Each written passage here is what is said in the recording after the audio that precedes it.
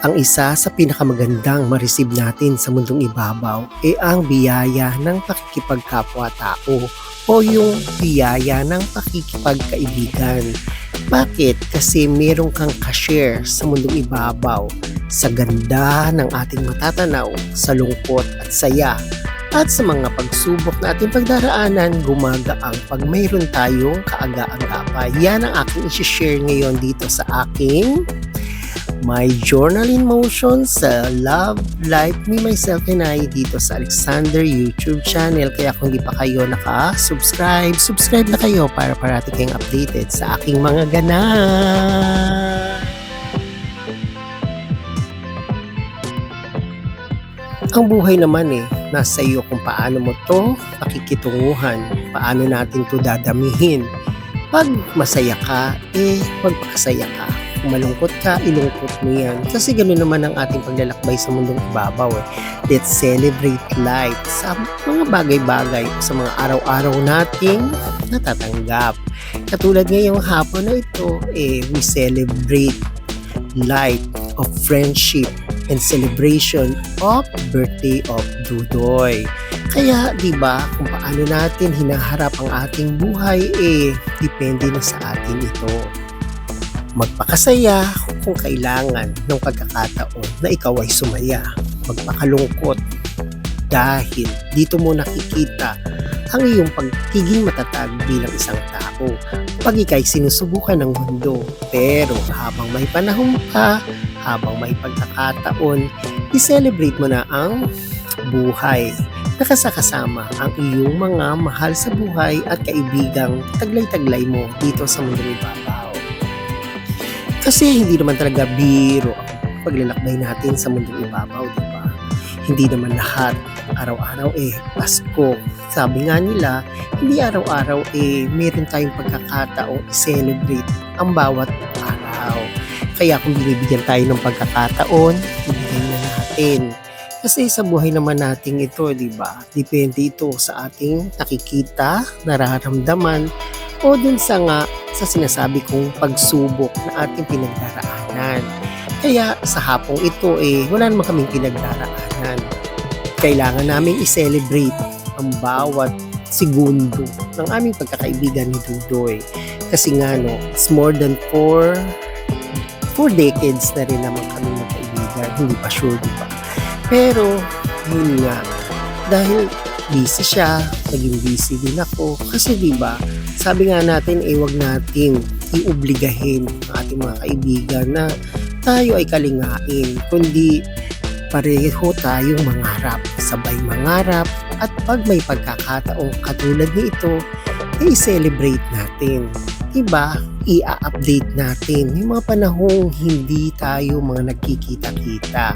Kaya dito kami nagkita sa kanyang kaarawan. Hindi man mismong araw ng kanyang kapanganakan at pag-celebrate ng kanyang kaarawan, pinilit pa rin namin. Kasi diba, ako naman, dinodokumentary ko yung mga araw na nakikita kami ni Dudoy. Kasi yun yung panumbalik sa akin sa tagal ng aming pagkakaibigan na ikukumpara ko yung mga panahon na pinagdaanan namin mula pa nung aming Jollibee days. Kaya nagpapasalamat kami sa ating Puong May Kapal na nagagawa pa namin ito. Kasi diba, ngayon hindi na natin matamo o hindi na natin maatim yung mga nangyayari sa paligid natin. Kaya kung bawat araw ay binibigyan tayo ng biyaya na makapagsama, makapag-update sa isa't isa. Kasi gano'n naman ang pakikitungo natin sa isa't isa. Pag hindi tayo masyadong busy, nagkita-kita na. Kasi dito natin na ipapakita na ang buhay, nakasakasama siya, ay hindi naman pang araw-araw. Kung bagkus, sineselebrate natin ang ating magiging kaibigan sa tulungan ng ating Puong May Kapal, yung bang magbigay tayo, maglaan ng araw, oras, o panahon sa isa't isa. Kasi yun naman ang mahalaga diba? Idulog natin sa ating Panginoon ang ating mga pangarap at bibigyan niya tayo ng mga pagkakataon na magkita-kita pa dito sa mundong ibabaw. Kasi 'di ba, kaya nga we celebrate life together with the people na close sa atin. Ibibigyan natin ng pagpapahalaga yun kasi nakakatulong din naman yun sa atin 'di ba, sa isa't isa na pahalagahan ang buhay na sa atin sa araw-araw ay nakalaan. Kaya sa bawat pagkikita namin ni Dudoy, binibigyan ko to ng halaga. Siyempre, damang-dama ko din dahil ganun din naman din siya sa akin. Ganun naman sa buhay na ito di ba? We cherish every moment kasi dito natin maibibigay na ihihinain natin yung ating mga pinagdaraanan. Na saya, lungkot, o kung ano man yang ating pinagdaraanan. Kasi di ba? Ang pagkikita ay pagbabanding. Diba? Ang pagbabanding naman depende rin yan kung paano nyo siniseryoso ang buhay, kung paano nyo siniseryoso ang buhay ng isa't isa. Diba? Katulad ng bawat isa sa amin ay may pangarap. Mayroong mga pinaglalaban sa mundong ibabaw. Sa sarili namin, sa kapaligiran natin, sa mga pangarap natin. Kaya huwag tayong masyadong magiging sensitive sa isa't isa kung meron tayong mga hindi pinag-aagrihan, kundi unawain ng bawat isa kasi nga iba-iba pa rin tayo ng mga adhikain o yung mga tinatawag nating pag-execute ng bawat isa sa atin. Hindi ba? Kahit naman tayo sa sarili natin meron tayong struggle kung paano natin pagtitibayin ang ating pananampalataya, ang ating kabutihan dahil ang mundo ay punong-puno ng pagsubok. Kaya ang maganda lang sa atin, pag tayo nakikipagkaibigan, ibigay natin yung best natin.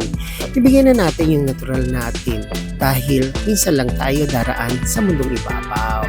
Kaya ayan, we celebrate life, we celebrate birthday, we celebrate friendship with Dudoy, with Dave Daulo. Kaya kayo, ano pa iniintay nyo? I-celebrate nyo rin ang dapat i-celebrate kasi nga sa mundong ibabaw, magiging maligaya ang ating paglalakbay dito, ang ating ginagaangan sa ating tungo sa pakikipagkaibigan.